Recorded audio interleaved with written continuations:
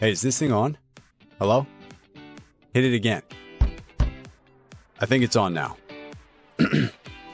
Welcome to Hiker Trash Radio, where each week, Doc will drag some colorful characters out of the woods to talk trail and Type 2 fun. If you're aspiring hiker trash, or if you're just looking to understand the hiker trash in your life, look no further. So lace up those boots, gnaw on some jerky, and settle into your 20-mile pace as we fire up the podcast from somewhere deep in the backcountry. It's time to embrace the suck.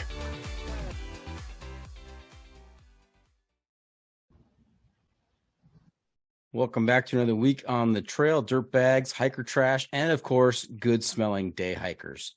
I'm Doc, and this is the John Freaking Muir Pod, and welcome to Season 6.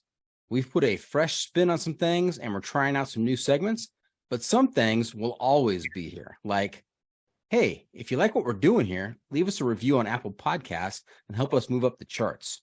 If you don't like it, well, just go ahead and keep that to yourself. All right. This week, we are bringing back an adventurer and storyteller who originally came on the podcast and spun some yarns way back in Season 1, back in the early days of the podcast. Welcome back to the John Freaking Muir Pod, Chris Brinlee Jr. How's it going, Chris? It's going pretty great. Thanks for having me on. Can't believe I mean, it's been a moment, hasn't it? Yeah, absolutely. What a journey. Yes. And so, just a couple of reminders about the podcast, and maybe some of the stuff has changed. I don't remember exactly what I had in place when I had you on. So some of this may be brand new. Some of it may sound familiar. When you were on the podcast earlier, did we talk about trail names? I don't know that we did. Okay. So you know that, in American backpackers have this unique tradition of assigning trail names to people out there on the trail. It doesn't happen in Europe, doesn't happen in New Zealand, doesn't happen anywhere else. It just seems to happen in the U.S. I know that you are a multi-sport endurance athlete. Have you picked up a nickname or a trail name along the way? So I broke my arm over the summer in 2022, and it zeroed out all of my alpine climbing plans throughout the summer. And I was working on recovery, just kind of keeping my fitness up through running. And once I got to the point to where I was kind of on the home stretch with the bone healing and getting closer to be able to take off my splint, I decided that, I wasn't going to let the summer be a wash, and I was going to go do one of the few things that I still could outdoors, and that was walk. And I was in Boulder at the time, spending some moments of the summer with my family. And I decided that kind of on a whim, I would go walk the Colorado Trail from east to west. And so I got everything together, kind of made a quick plan, packed up, and within a couple weeks of deciding that I was going to go do it, I headed out on the trail. I was wearing a purple hiking skirt and a purple sun shirt, colors of royalty, and a couple people took to calling me king, but it wasn't something that I accepted wholeheartedly. Felt a little pretentious for my taste, but okay, they tried. So all that as a great story, all that story to say, no, you don't have a trail name at this point. Exactly. Okay. All right. I am intrigued though about the purple hiking skirt.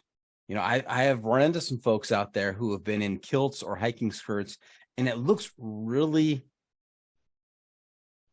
relaxed, freeing, little airflow in areas that normally don't get airflow. I mean, how is it? Absolutely. It was quite liberating. So liberating. That is the word I was looking for. Yes. I'd never worn a skirt before.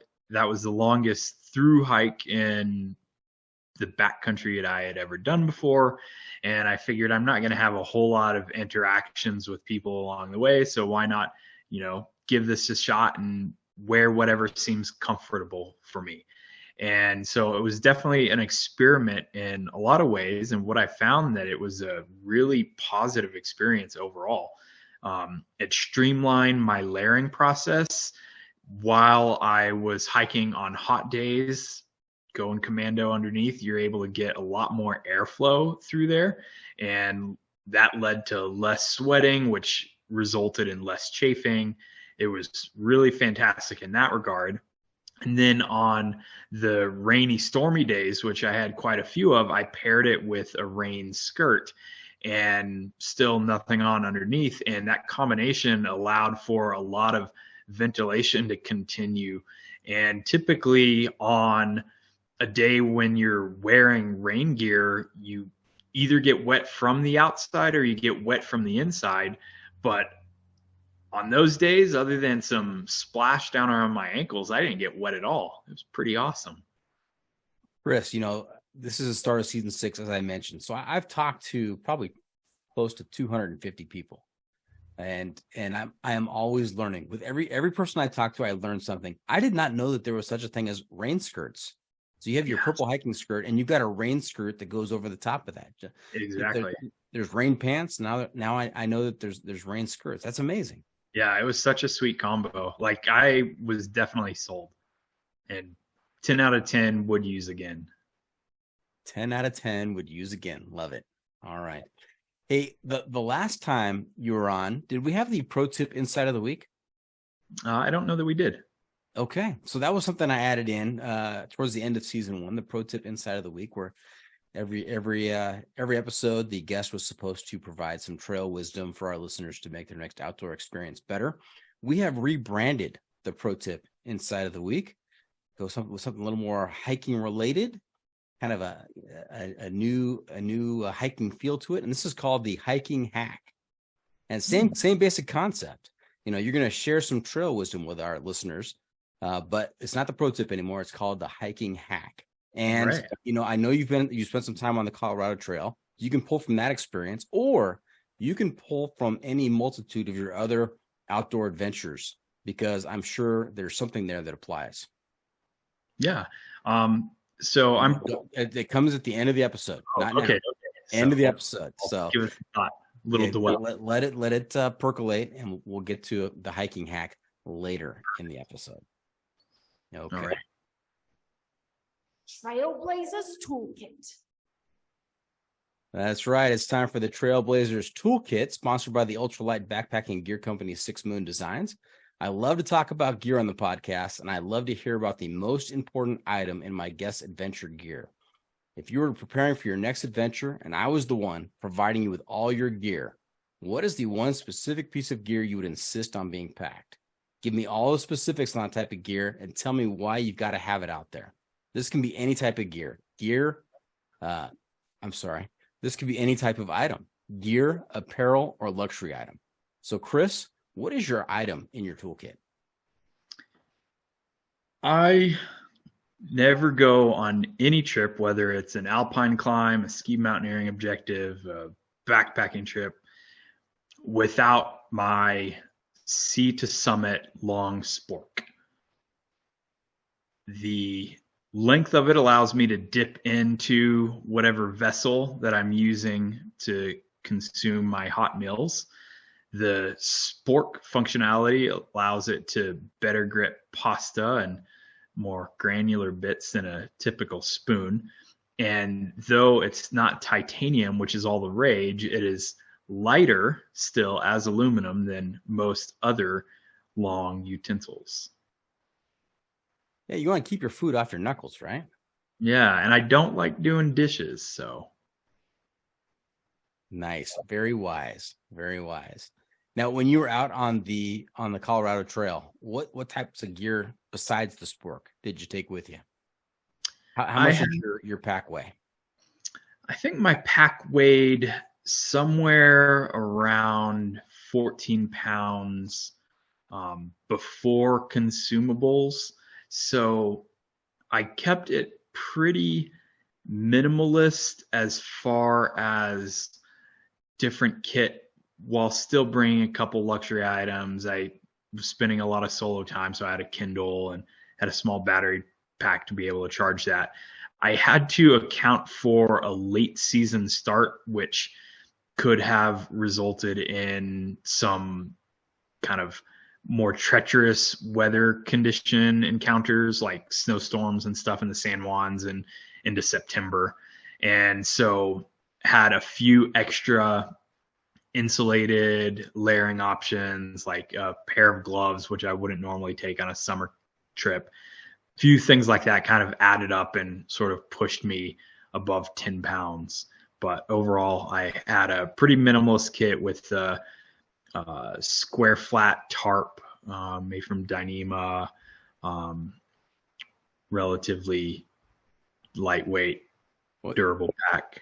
You got it pretty dialed in for not being a regular backpacker or thru hiker. I mean, that 14-pound base weight, that's pretty impressive. Yeah, so as an alpinist, I've got to be extremely weight conscious about my camping kit because I'm oftentimes lugging in a lot of technical equipment. And so if I go do a series of summer alpine rock link ups in the Eastern Sierra, I might have 3 days worth of kit, including rack and rope and all my camp gear and food, packed into a 25-liter day pack, just because I kind of know what I can get away with, what I need, what I don't need. And so when I strip away all of those technical bits and equipment, it's pretty easy to pare down stuff for just walking.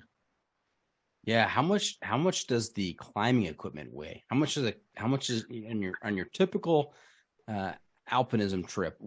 How much rope are you carrying? What about, the other bits of equipment? How much does that all add up to? I don't even like to weigh that stuff because it would probably annoy me if I did. And the thing about it is, that equipment, if you're doing an alpine climb that's well within your comfort grade, you can pare down on what you can bring, how kind of deep you go with a rack. I've been using a 40-meter rope for my alpine climbing that is roughly 9 millimeters in diameter, which is a third shorter than the 60-meter that people typically use, just because it creates faster rope management on variable changing terrain when you're kind of moving from like 5th class scrambling up into more technical pitched out climbing. It just makes those transitions a lot more efficient, and then it saves a significant amount of weight, probably 2-3 pounds, just by ditching those extra 20 meters. So those are ways that I've kind of dialed in my alpine rock kit a little bit. Having a lightweight rappel line to pair that with it if I need to be able to do some longer rappels that I wouldn't be able to cover with a 60-meter rope. It still ends up being lighter, but allows for lengthier rappels. Kind of knowing where I am with my climbing abilities and comfort level allows me to strip down the number of pieces I have to take in a rack. And so that helps me kind of save some weight where I want to. And then, oftentimes if you're on a high alpine rock route for multiple days on end, then you don't really got to worry about camping and bugs and things like that. So just a lightweight bivy kit usually will suffice for the summertime. There you go. But whatever you do, don't weigh the rope, don't weigh the racks, because ignorance is bliss. I firmly believe that. If you know it, you're going to be annoyed. If you don't know it, you're left wondering, what it could be. Definitely. Yeah. I love talking about gear, and to help us talk about gear, we've got It's the hiking pole. the hiking pole. And I like to point out that pole is spelled P-O-L-L, not P-O-L-E. This is pole like a survey. I think I'm really clever that I've come up with this. And your look, the look on your face right now is typical of the rest of my guests. You're like, okay, yeah, big deal, whatever. But this is a 7-question survey, Chris, that's going to help me give you a score on the sanity scale from 1 to 100, with 1 being completely insane and 100 being completely sane. This sounds fun. Most of my friends rank me pretty down low on that scale. That's usually a pre-question that I ask is, if I were to ask your friends and family, where would they score you? Where do you think they put you? Probably like a 7. A 7. Okay. Wow. Well, this is all related to hiking gear. And since you had that Colorado trail experience, and, you do a lot of hiking with your your exploits up in the mountains as well when you do your climbing. So I think it'll be very interesting for our listeners to hear your take on these 7 questions. You ready? Let's go. All right. First question, easy one. Trekking poles or no trekking poles? How about uno, 1 trekking pole? All right. See, it's usually a binary answer. It's either yes or no. And when there's a third option thrown in, that's a major point deduction. So I like this. Yeah. This is good. So it's kind of the alpinist way to have 1 trekking pole that you can use for stability and pair that with a PLA and ice axe when you're moving up the slope. So it gives you a little bit of latitude. All right. And well, we'll get to it. I have a follow-up question on the pole, but I will use it in a later question. Question number 2, what's on your feet? Boots or trail runners? Trail runners. Every time, trail runners. I'll use those up to climbing roughly 5'3", 5'4". Then if it gets a little stouter than that, I'll switch into approach shoes. Then I don't like to bring my rock shoes out unless it's like 5'8", 5'9". And I'm never going to be caught in a pair of hiking boots if I'm in the backcountry. Well, let's talk about that a little bit. These are some corollary questions that don't count towards your point total, but I think our listeners would be interested to hear, what are approach shoes and what are rock shoes, and how are they different than trail runners? Yeah, so I guess you could say that an approach shoe is kind of like a hybrid between a trail runner and a traditional rock climbing shoe. So where some of the major differences will be are related to the footbed and the outsole. The outsole on an approach shoe is going to have some characteristics of a trail runner shoe, but the tread is likely going to be shallower and geared towards moving around on more durable rocky surfaces. And then oftentimes an approach shoe is going to have what's called kind of like a climbing zone in the toe area, which allows you to smear. And then they'll have a rubber rand around the toe, which allows you to get good grip in crack climbing. And oftentimes the soles will be a bit stiffer, which allows you to also edge on rock. So kind of using the edge of your sole to get onto some smaller rock features, but they have the comfort and the fit of a trail runner shoe. And so I'll use an approach shoe for soloing alpine rock, probably up to like 5'6", 5'7". And then if it gets any stouter than that, then I'll put on a rock shoe. They're just way more comfortable to be in than a traditional rock shoe, especially if you're doing stuff in the alpine. But they kind of move around, at least the more minimalist oriented approach shoes. There's a spectrum, just like with everything, but the minimalist oriented approach shoes kind of have some characteristics similar to a trail runner as well. And I have another follow-up question, because you're throwing out numbers like, 5'6", 5'7", or class 5 scramble. Tell us the difference between a scramble and the more technical levels of difficulty. What does the 5'6", 5'7", all the way up to, I believe, like 5'14", and then you get into some little letters after the numbers that determine or tell you, what the difficulty of that climb is. Yeah, so the grading scale that we use in the US is called the Yosemite Decimal System.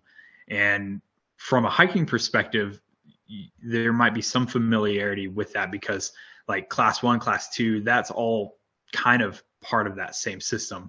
Once you get into like 5th class, you start to get some differentiation with a decimal point division. And so like usually like a technical route will start being graded at 5.2, and 5.2 through 5.9 is just going to be the number system, and then anything 5.10 and above will be further subdivided into A, B, C, or D to designate the difficulty, with the letters increasing designated a difficulty increase. With 5th class stuff, it's somewhat synonymous with like kind of low 5th, I guess you could say, is probably like anywhere from like 5.0 to 5.4, something like that. And it's going to be blocky movements, particularly in the alpine, which is where I tend to kind of gravitate towards. You're rock climbing, and there's consequence. If you fall, you could very well die, but it's pretty easy climbing. So you're using both your hands, you're moving up. You don't want to fall, but it's pretty easy going. It's not too difficult. Once you start getting into like 5.5, 5.6, you start incorporating more climbing techniques. So you might have to use a crack system in the rock, or like, depending on the route, there could be different features that you utilize a variety of different techniques. Then I find that once you start getting into like kind of the higher grades, which my bread and butter is just kind of like multi-pitch alpine moderate routes. So stuff that is up to 5.9, but it's off in the mountains. It's kind of a journey to get out to it, and it's more about the adventure than the difficulty of climbing. That's the stuff that I really enjoy the most, and so it's where I spend most focus of my time. Once you start getting into like 5.7, 5.8, 5.9, that kind of stuff, it can be a little bit steeper, a little bit more vertical, and is going to require more climbing technique versus the stuff that's like low fifth class. Oftentimes it feels blocky, and you're kind of just like questing up, almost sort of like vertical hiking in a way. Got it. Now, do you know what is the most difficult level that has been successfully climbed? Like 515 C or something like that. I don't really keep up with that stuff. It's a whole other realm. Yeah. And what is your most successful difficult climb? What was the technical rating on that? The climbs that I gravitate most towards are actually rated on kind of like a completely different scale. So I really gravitate towards like alpine mixed climbing, where I'm using a couple of ice tools. I've got crampons on my boots, and I'll be using snow slopes for approach, but then I might get onto some mixed terrain where I'm rock climbing with my tools, and then following that path of weakness over to an ice runnel. And then that runnel might have like some vertical elements where I've got one tool in the ice and one tool over on the rock, and then transitioning over to more rock. So it's kind of like a multi-discipline puzzle. And with that kind of stuff, I've climbed in like the water ice 5, mixed 5 realm, the alpine, which once again isn't difficult mixed climbing by any means, but you're out in the alpine, there's some consequence, and there's a lot of skill sets that go into it that you've got to be able to pull from and utilize on the fly to progress through these types of routes. Got it. Thank you for that explanation. Now back to the poll.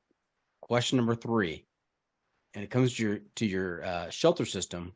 Are you a tent guy, tarp, hammock, bivvy, or cowboy camping? What do you prefer? I like cowboy camping and bivvying if conditions allow. On the Colorado Trail, I carried a flat tarp and a bug bivvy, and if the weather was good, I was just out in the bivvy. If it was pissing rain, which oftentimes it was, I was holed up in the tarp. Okay. And with the tarp, do you use that one trekking pole to assist in the tarp pitch? For the backpacking trip on the Colorado Trail, I took 2 poles. Found that it was really helpful with setting up the tarp. Mm-hmm. Do you have a favorite tarp pitch? Ooh, this is a fun one. So I don't know any of the names. It's all kind of new to me, but the one that I did most often when the weather was really bad was a storm pitch. And then I would use my rain skirt, which could unzip. I would use that as a beak to provide a little additional weather protection, because there were some nights when it was really, really stormy. And if it was more fair weather, I would do the one where it's kind of like a little bit of a peak and then like a half drop down from the side to where it was like open on sort of like 3 sides. And that provided a lot of ventilation and some nice views outside and a lot of space in there. Yeah. So I like that one. That's a nice pitch.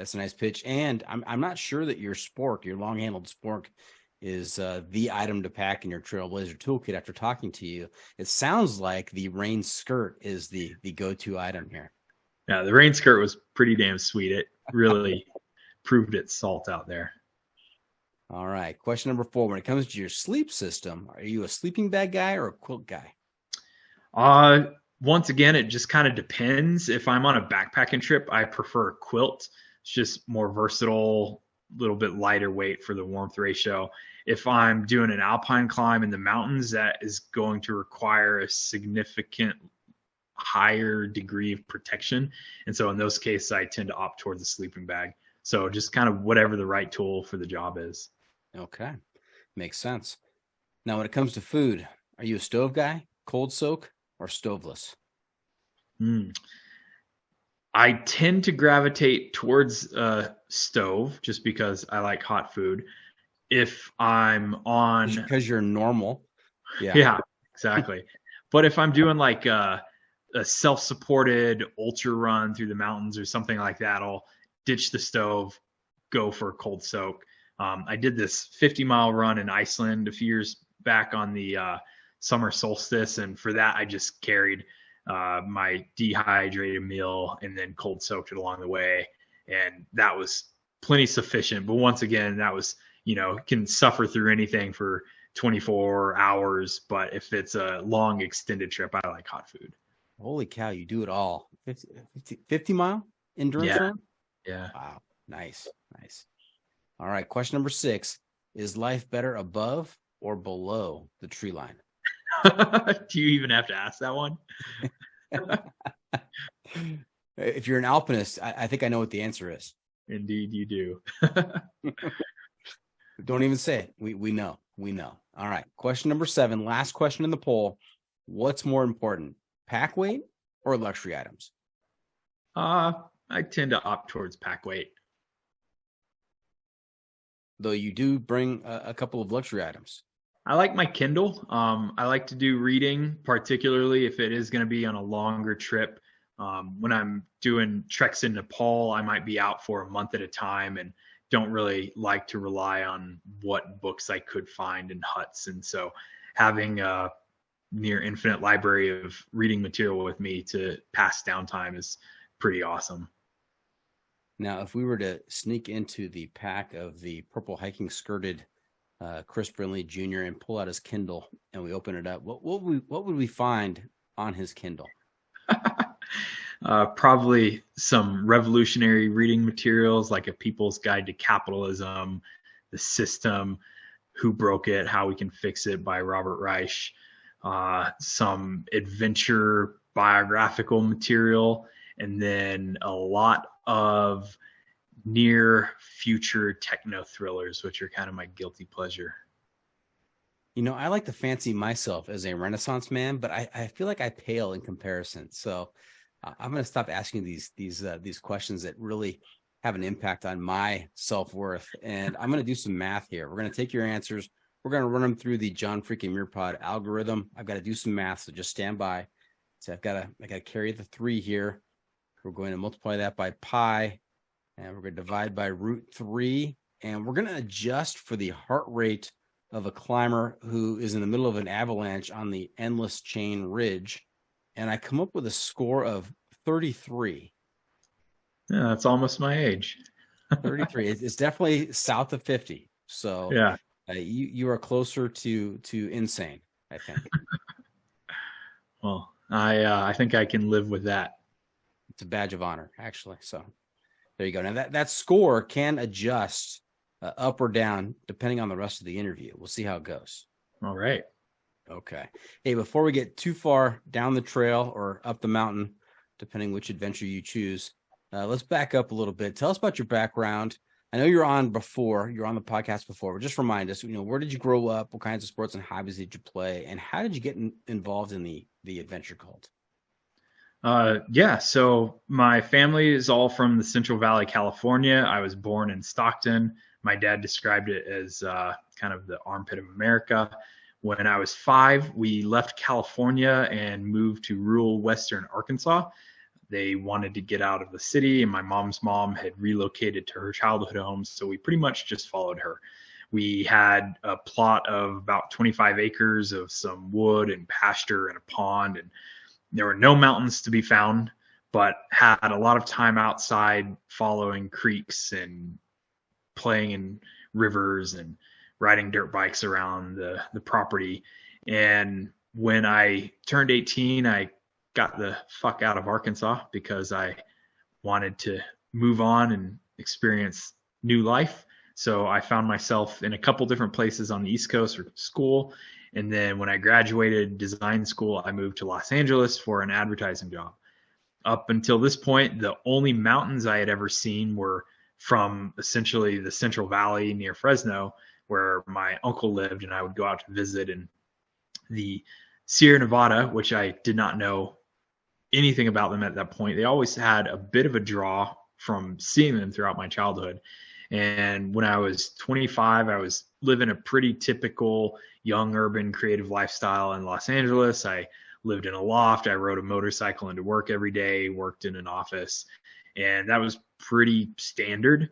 I had some different athletic interests and hobbies. In high school, I ran cross country to prepare for a Naval Academy application and appointment, and I was a cheerleader in college on a varsity team. And so I always kind of had a bit of a diverse athletic interest set.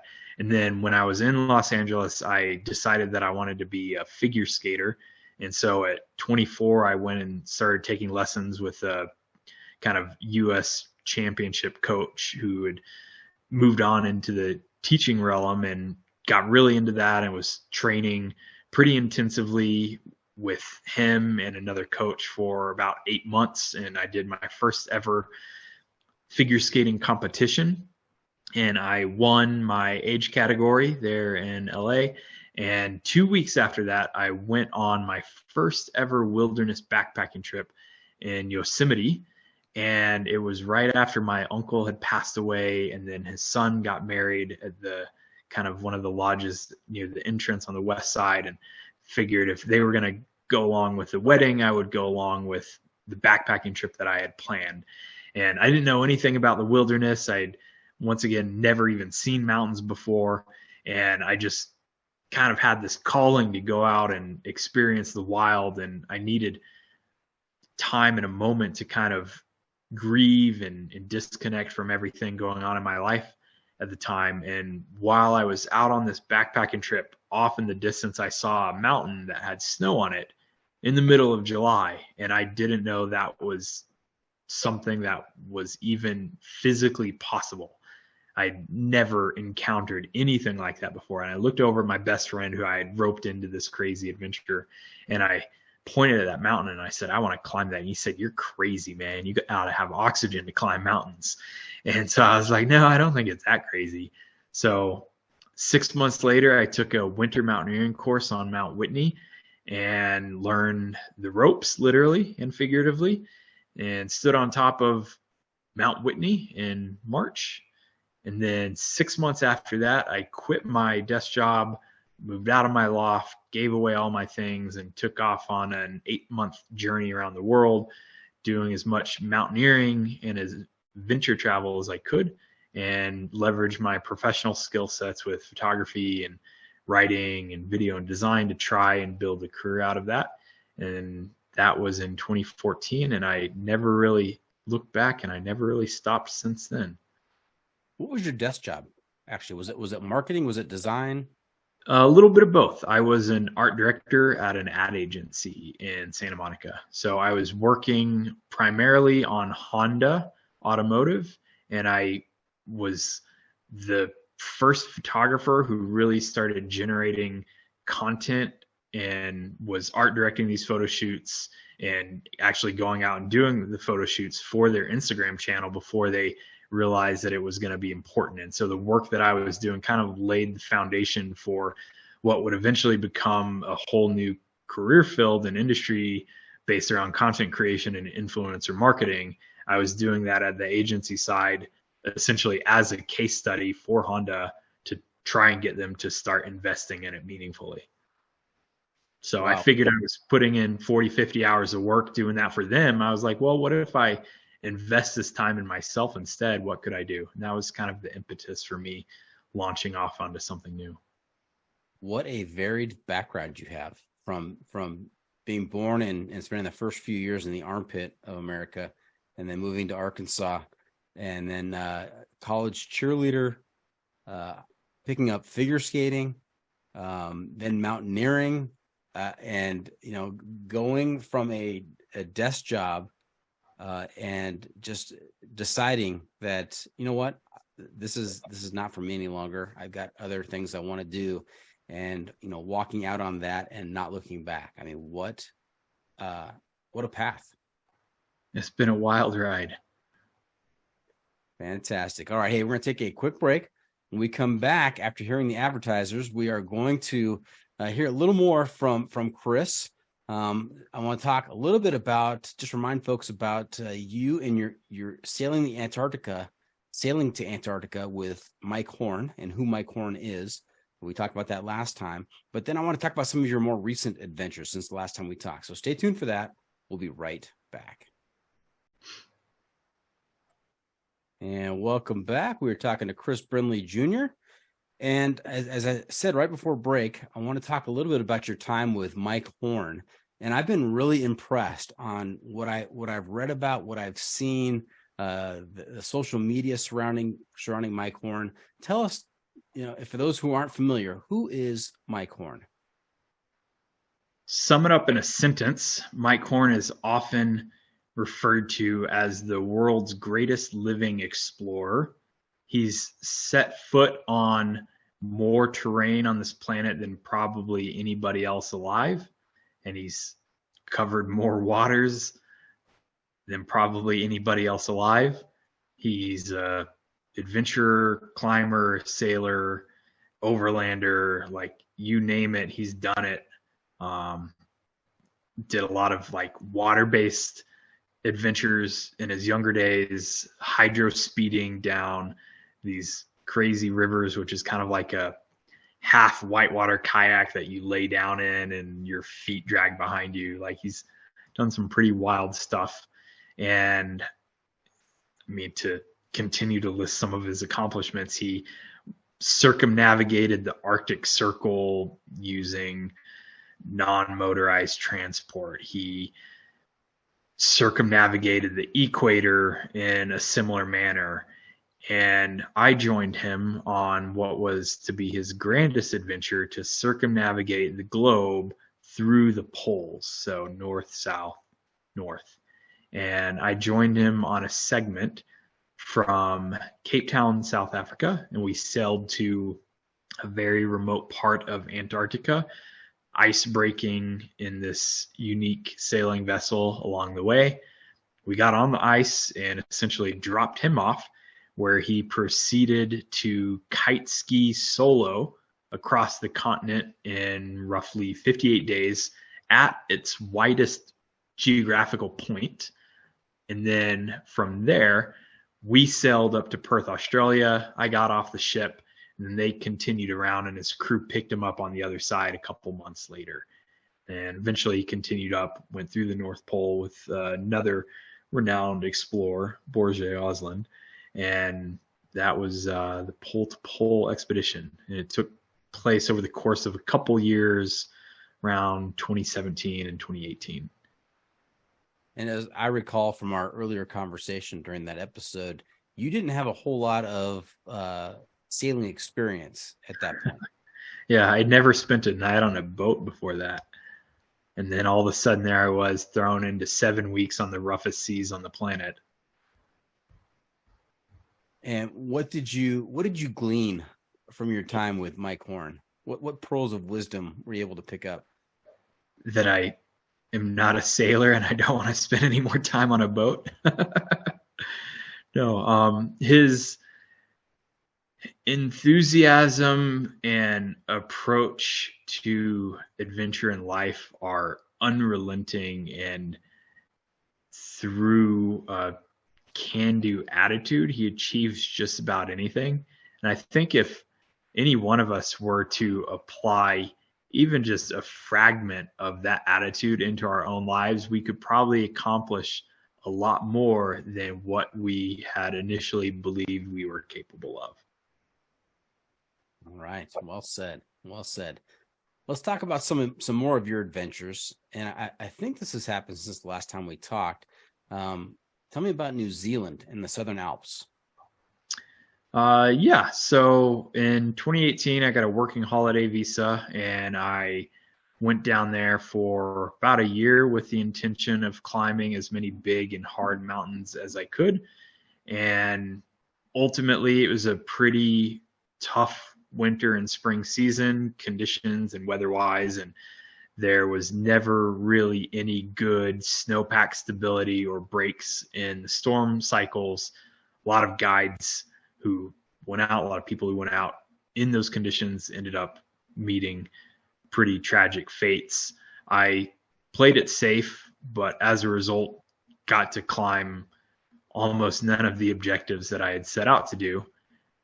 As a consolation, I got into pack rafting and mountain bike packing, kind of as a couple activities like I could do in more inclement weather that were less condition dependent when compared to the mixed alpine routes that I had set my sights on. So that was a pretty tough year in having to measure expectations, but it taught some important lessons. And ultimately, we kind of just have to go with the flow. Like nature conditions, they're always in charge, and particularly with alpinism, when stuff is very condition dependent, and it's tough enough finding alignment with partners and routes and ability and fitness and skills, much less when you add in those other environmental factors. The margin for success becomes infinitely small. And I think I really struggled by bashing my head kind of metaphorically against those walls, hoping to be able to break through by sheer willpower. But ultimately, you just got to let go of expectations and handle whatever life throws at you. And that lesson, which I learned through a series of adventure or misadventures, has been able to be pretty key in my life moving forward beyond that, even outside of adventure. Yeah, I think with a lot of outdoor adventure, there's a lot of planning that goes into it. And you go into a trip, you go into an adventure expecting that these are going to be the sequence of events that's going to lead me from where I start to where I finish. And that's how I'm going to measure my success. And expectations very quickly can run into a wall, like you said. And if you're not flexible, if you can't go with the flow, if you can't think on your feet, it becomes a very frustrating exercise. Yeah.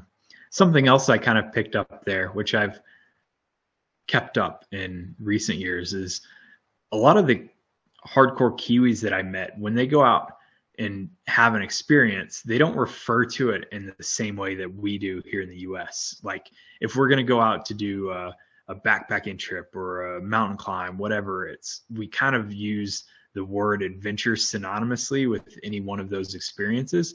But the classic definition of the word is any event or experience having an unexpected outcome. So only when things don't go according to plan do you start to have an adventure. Sometimes you go out on a trip and everything goes according to plan. And even though you might be climbing this cool route and it's requiring all these skills and experience, if you go out and you execute and you don't have to adapt anything, then is it really an adventure? What the Kiwis that I met would call these experiences that they would have outside would be a mission. They've got an objective and they're going to go out and do it. Sometimes a mission can be an adventure. Sometimes a mission is just a mission. And that was some verbiage that really resonated with me. And I've taken to application of that in my own life and descriptors. And I think that's a pretty cool thing and a neat differentiator. Now, Chris, that almost sounds like a hiking hack right there. The difference between an adventure and a mission. I hope you didn't use that too soon. You're still on the hook when we get to the hiker hack. You got it. But I like that. A mission is something that goes according to plan. You've got objectives, you go out, you accomplish it, and there you go.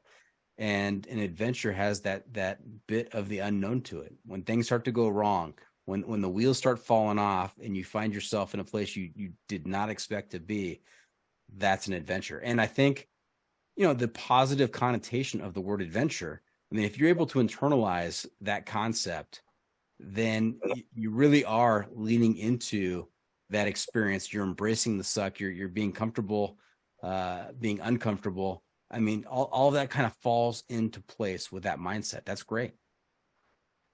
Yeah, I think so too. So right. Thank you, New Zealand. Thank you, New Zealand. Now, did you also do the first traverse of a remote ridgeline in the Rockies? I did. Yeah, that was quite a bit of time ago. I'd love to talk more about some of the expeditions that I've had in the last couple of years, which are a little more recent and more relevant.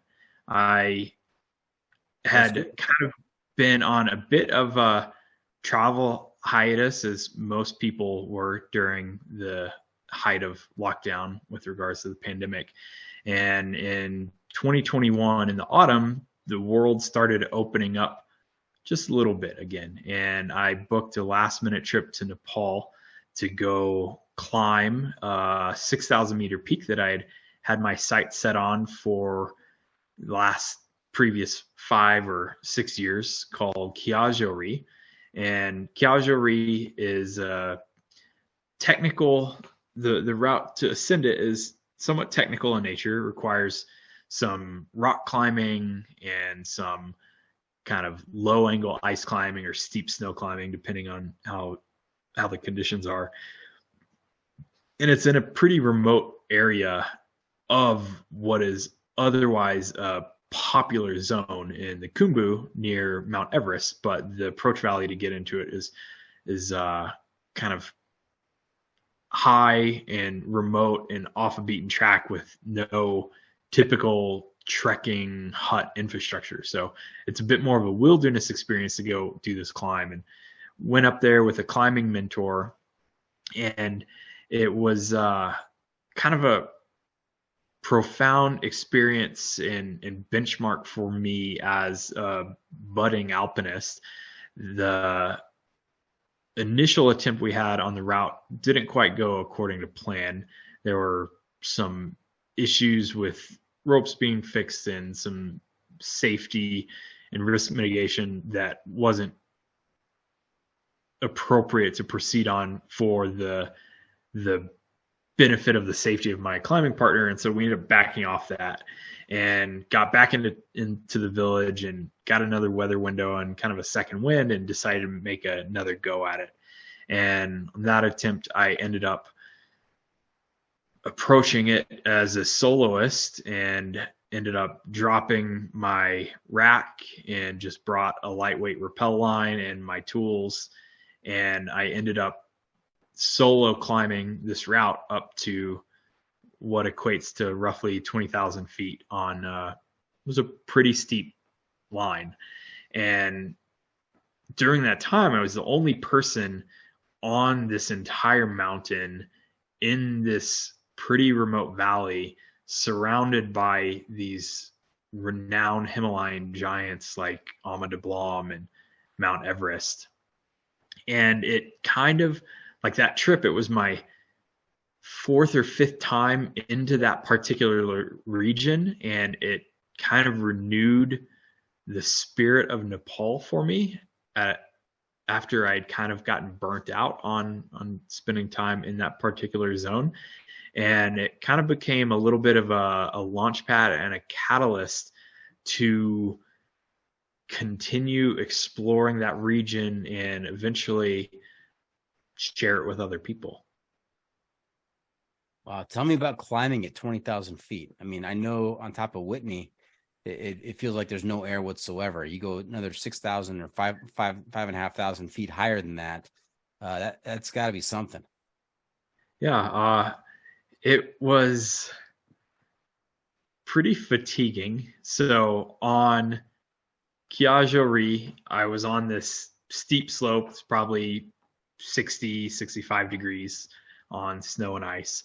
And I would climb up a couple steps, and then I would just like drop my head, rest on my ice tools and my crampons, and just like take 15 seconds of deep breaths.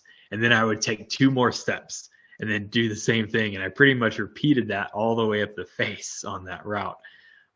It's not easy going, but at the same time, depending on how well you climatize, it can also be relatively manageable in comparison. So a lot of physiological factors go into it. And, you know, on that particular climb, I was fine. I got up to the summit, but I felt more fatigued on that, or more, had more difficulty breathing on that than I did on an even more difficult and higher altitude climb where I even carried more equipment and more gear this past autumn on a mountain called Chilate.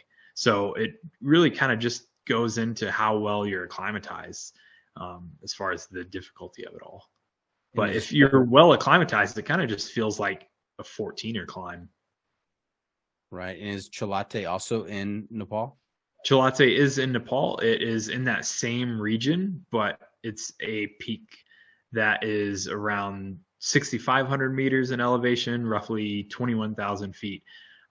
It's got a similar technical difficulty to Ama de Blanc, which is kind of a famous technical mountain over there, but it's climbed much less frequently. And we had a pretty cool wilderness experience over there, camping in this remote valley with a bunch of yaks. And it was just my small team of me, my mentor, our friends who are also climbing porters and Sherpas. So just the 4 of us over there to tackle that pretty relatively high technical mountain. And it was a pretty rad experience in this past autumn. And on that one, I led the expedition. I planned all the logistics. I set up our acclimatization schedule. I load hauled and did a lot of the groundwork. And our team of 3 climbers, including 1 Sherpa climber, my mentee, and myself, we all made it to the summit, which was pretty exciting. We climbed from base camp to the summit and back in 3 days. And we were the first party from my commercial organizers roster and their decade-long history of running expeditions in Nepal. We were the first party to ever make it to the summit of Chilate after several attempts by other parties. So that was pretty cool. Wow, very cool. Very cool.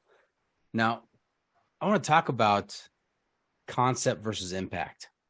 I think a lot of people have concept of mountains and high mountains. I want to give an example. I had this concept of, New York City and skyscrapers. I had this image in my mind. I could picture it.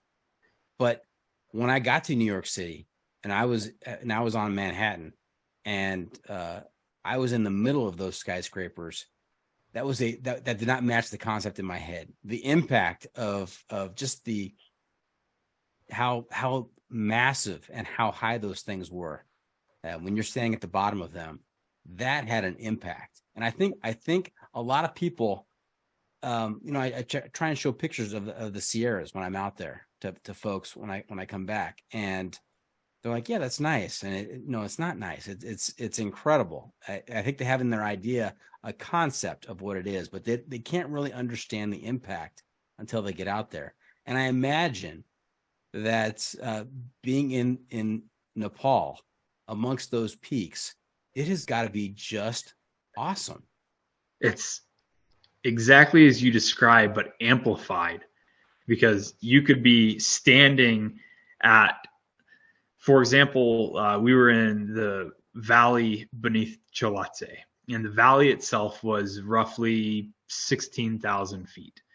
But the summit of Chilate was another 6,000 feet above us, even though the wall to the mountain was only a mile or 2 away. So we're looking at 6,000 feet of vertical relief from what is essentially an equal distance away from the base.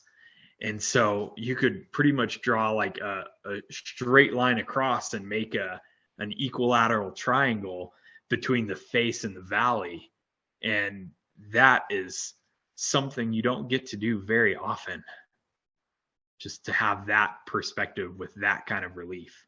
And that wasn't even one of the big mountains there. That was like a little mountain by Nepal standards. It's got to be just absolutely massive out there. Standing on the summit of Chalatse at roughly 21,500-ish feet, you could look over at Everest, which was, 10 miles away. And that mountain still has like 8,000 feet on you, roughly. That is wild. Absolutely wild. Now, any times out there where you thought to yourself, or have you ever been in situations where you're like, either what am I doing out here? This is ridiculous. Or you know what? I'm in a spot right now. I'm not sure I'm gonna get out of it. Definitely had a couple of those moments. To connect with the first statement you made, like sometimes when I'm out there, it's a lot to take in just from a stimulus perspective, or stimuli visually. Like all the senses can be quite on overload, and sometimes you just got to like take a deep breath and relax. And I think what is really helpful for all the grandeur that the Himalaya have, in Nepal in particular, there's a lot of infrastructure that makes a lot of it very accessible. And so you can be out in these incredible mountain arenas, but have exponentially more people that you might encounter in a trip in the Eastern Sierra, for example. And so those types of experiences, running into a lot of people, that can be pretty overwhelming in less positive ways. And so what I've focused on with my Nepal experiences is how can I get off those beaten tracks and really seek out areas that provide all the grandeur and wonder of the Himalaya and still have the convenience of infrastructure, but will simultaneously facilitate more of a personal, isolated wilderness experience in what are otherwise popular zones. And so for my last 3 trips out there, that's the focus that I've taken and the approach that I've taken. And I'm really grateful to say that I've found amazing success with that. And I think the last 4 or 5 mountains that I've climbed out there, I've either been the only person to stand on the summit, or I've only stood on the summit with my party. And furthermore, we've been the only people on those entire mountains. Whereas if you go 5 miles over in any direction, there could be hundreds of people in a village or hundreds of people lining up to do a summit bid on a climb. And that's cool for some people, but I don't go to the mountains to stand in line. I want to have a wilderness experience. And so seeking that out and finding those in a place like Nepal has been really special. Fantastic. I mean, there is something to be said about being remote and off the beaten path and away from everybody else. It gives a whole new level to things. Absolutely. Now, what are your thoughts on, and we've been talking about actual mountain peaks and actual valleys, but let's go a little metaphorical here. I mean, what is the value in having highs and lows in your trip? So this is a topic that I find a great amount of personal resonance in. When I left my job in LA in 2014, I set out to climb these mountains, and I went to Nepal and I climbed my first 6,000 meter peak, and I made it to the summit, and it provided all the elation that I could have ever imagined. But what I didn't comprehend at the time was through the trials and tribulations of that experience, I would discover some of my lowest lows. And on a physical plane, when we think about that, you're in a valley and then you climb up to the mountain and you go back to the valley. But when you translate that to an emotional spectrum, you have these highs that are Himalayan, but the lows, they're not at valley level. That's the baseline. They reach canyon depths. And the higher your highs become, the lower those lows can also get until you're truly wallowing in the self-discovery of these depths. And if you're not careful, you can get lost down there. And so it's important that I've found to be able to kind of develop these strengths from these summits and utilize those as tools to be able to climb back up out of the depths that simultaneously occur that we all inevitably experience in life. Well said. I took a cruise through your website and discovered a few topics. Do we want to talk about? I think it's kind of a good segue to talking about living boldly and getting unleashed. Some phrases that I saw on your website. Absolutely. Let's dive in. So, in terms of living boldly, I mean, what does that mean? What does that entail?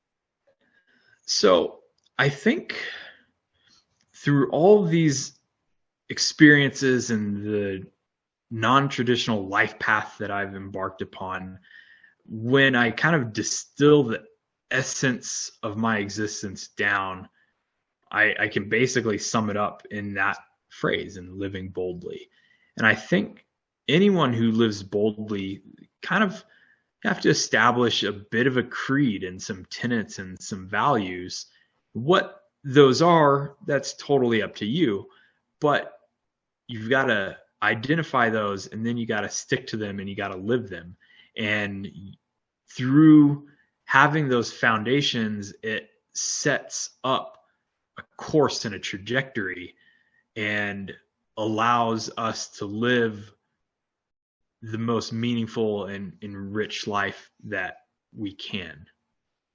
And so living boldly is just my way of distilling down the life path that I've taken and my values that I've developed and ascertained, and the way that I see the world and the tactics and strategy of my approach to living it. So you talk about goals and tenets. It almost sounds like a mission, but I have a feeling that there's a bit of adventure in there as well, a bit of the unknown and unexpected. Absolutely. And by embracing that and tackling it head on, that's a way to live boldly. Okay. And how about getting unleashed? So through all of these experiences that I've had out in the world, I have come to understand a great deal about what it is to kind of create a mission and set some goals, and then go out and find a path towards achieving them. And getting unleashed is my way of leveraging those experiences and insights from my own path of life lived boldly in order to help others, whether that's individuals or brands or organizations, kind of reach their fullest potential through the development of these concepts and tenets that are a strategy and approach to life. And so I guess you could think of living boldly as my tactics and strategy and approach to life, and getting unleashed is a service that helps me to help others create their own paths towards living boldly. Fantastic. And how many folks have you helped get unleashed and start to live boldly? That's a great question. I haven't really kept track, but whether it's a simple conversation or a consultation or a person who has joined me on a mission outside or a mentor that I've taken under my wing, there are a lot of different forms that can take, and helping others to reach their potential has been one of the most fulfilling aspects of my own life. And it's something that I believe is very important, and that I am grateful to be in a position to have experienced all of this. And now I desire to leverage these skills and these tools that I have developed into continuing to help other people achieve their potential. Great. Now, I'll go back just for a second, because we talked about the highest of highs and the lowest of lows, and maybe getting stuck in those low points. Any tips or advice on how to avoid getting stuck down there? We're all going to get down there. It's just a matter of how long we spend down there that is the differentiator. I've found that my mental and emotional well-being, as well as my physical, is intrinsically tied to human locomotion. If I'm stagnant and I'm not moving my body, when I enter one of those low zones, I will tend to spend more time down there if I'm not moving physically, if I'm stagnant. If I create a routine and a rhythm of trail running or skating or skiing, it doesn't matter what it is, so long as I'm moving, I find that it loosens the channel of that track of the canyon and allows much more powerful and rapid ascension from those depths.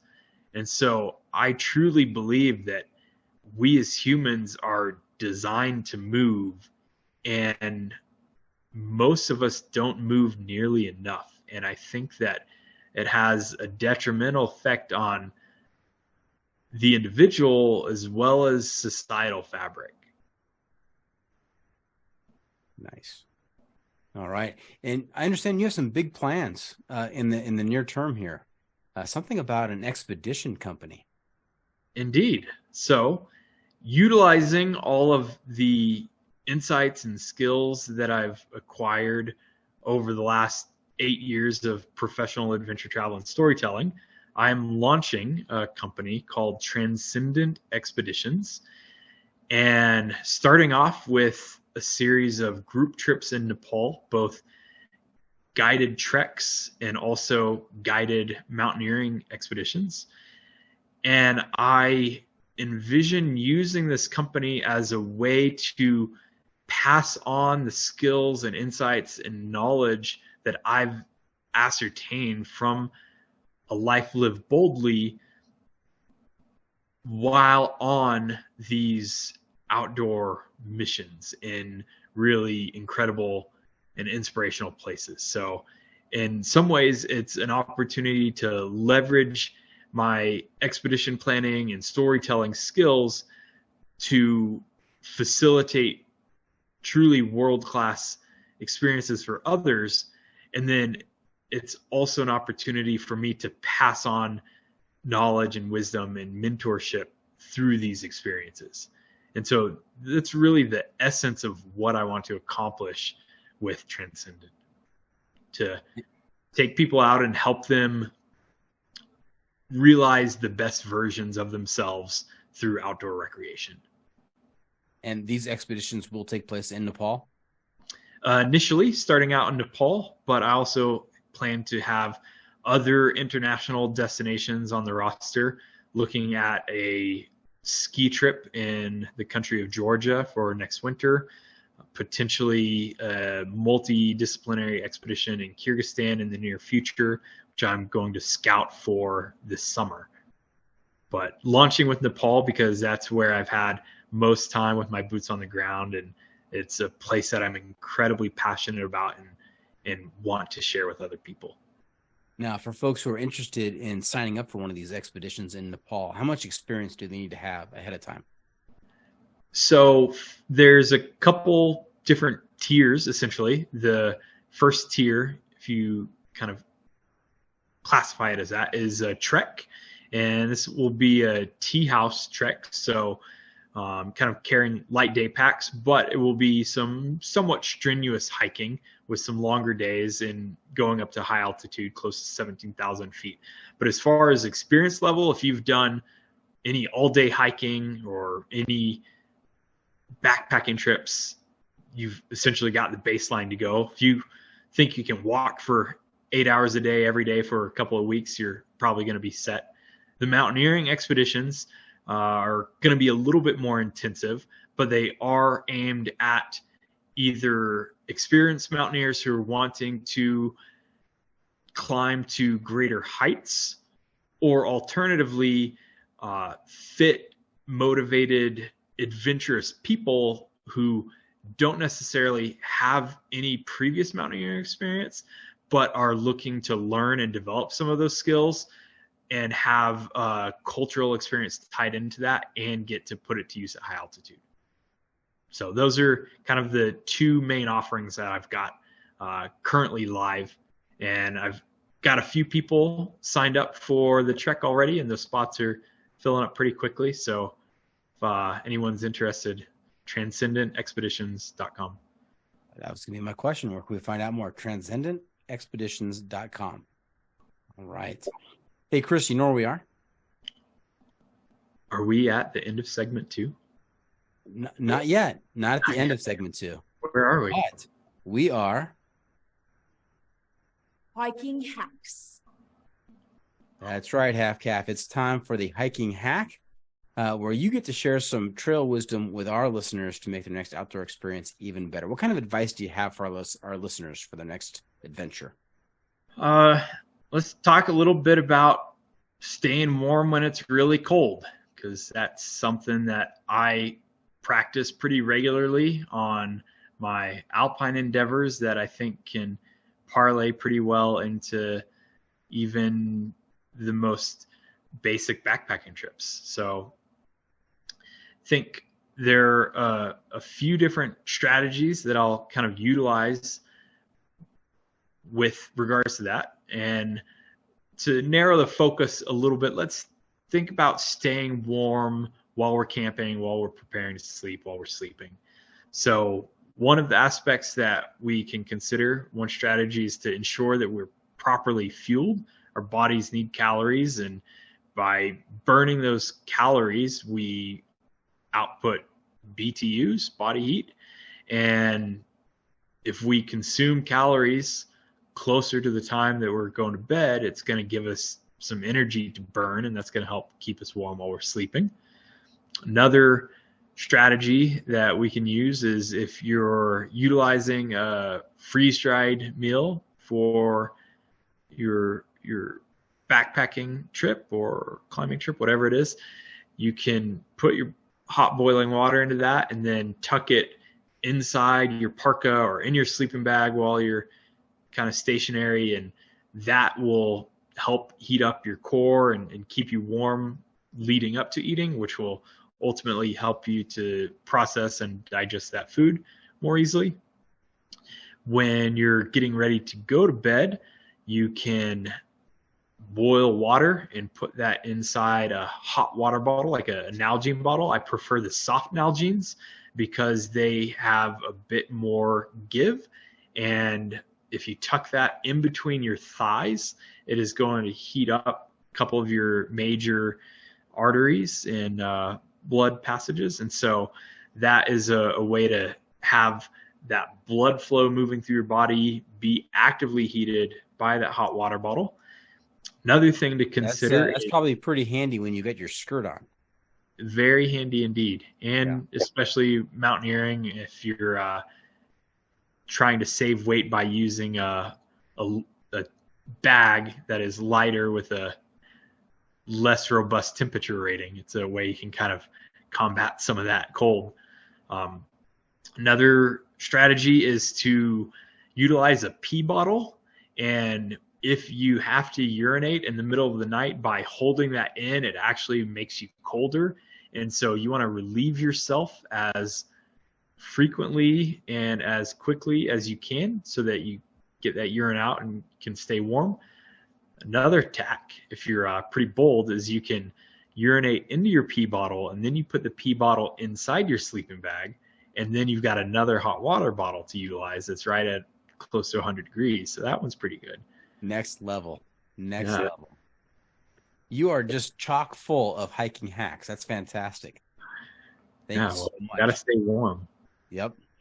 All right, so there you have it. We are just about done here. Hope our listeners enjoyed our time with Chris. Want to thank him for joining us this week.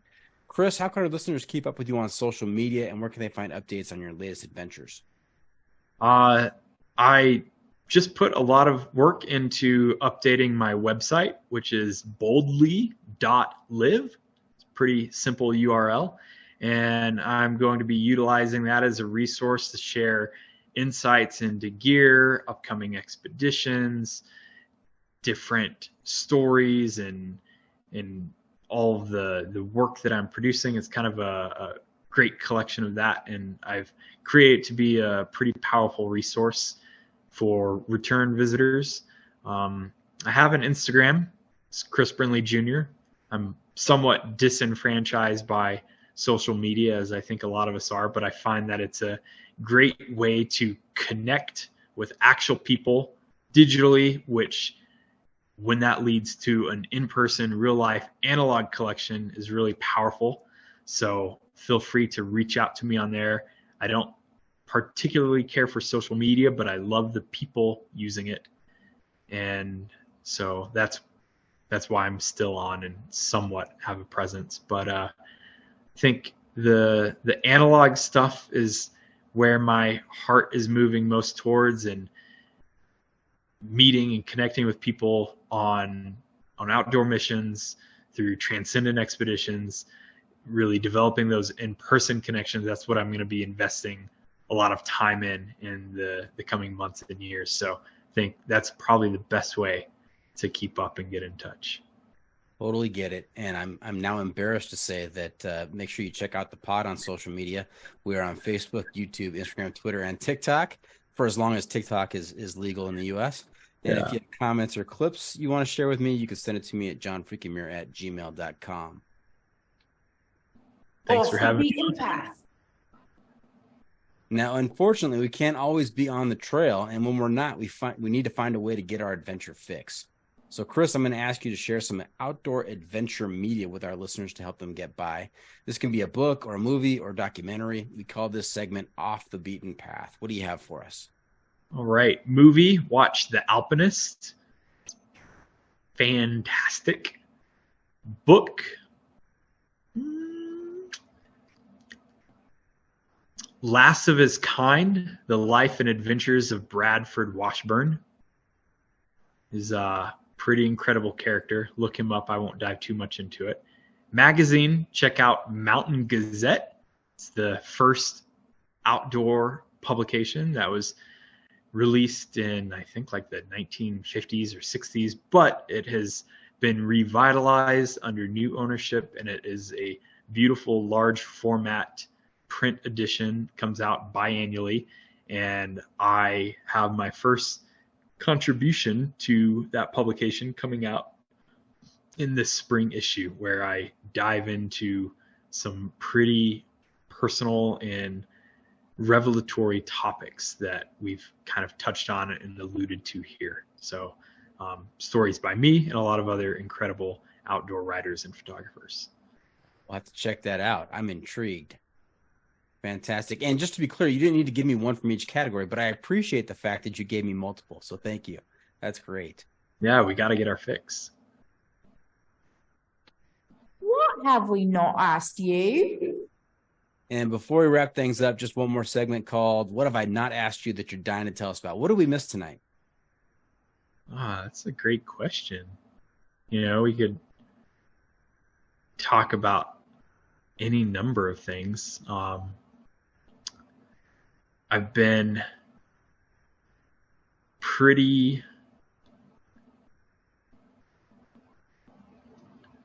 curious about better understanding the economic systems that control and dictate so much of our existences. And I think that another great podcast, which could align with a lot of listeners here, would be Upstream. So check that out. Dive into A People's Guide to Capitalism. I think that one's a pretty good place to start.